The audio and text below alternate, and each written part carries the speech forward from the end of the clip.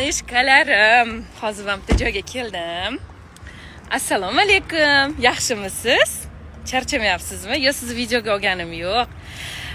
Men kecha video qo'ydim. Mashina bilan, BYD bilan. Siz chiroyli komment yozibsiz, biram xursand bo'ldim uni eshitib.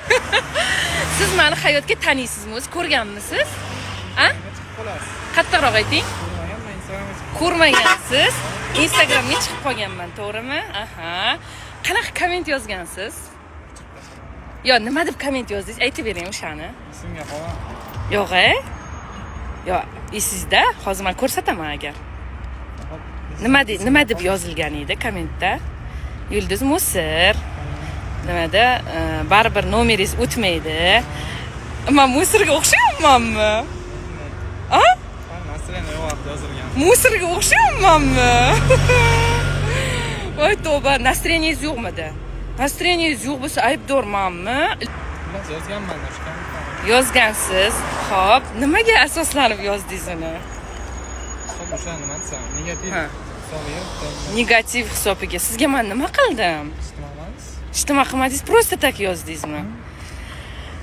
Odamlar, o'zlari yosh bo'lar ekanlar, mana bu mo'ykada ishlar ekanlar, mo'ykalari. Mana shu mo'ykada ishlar ekanlar. Men bu Husan boboni to'g'risida.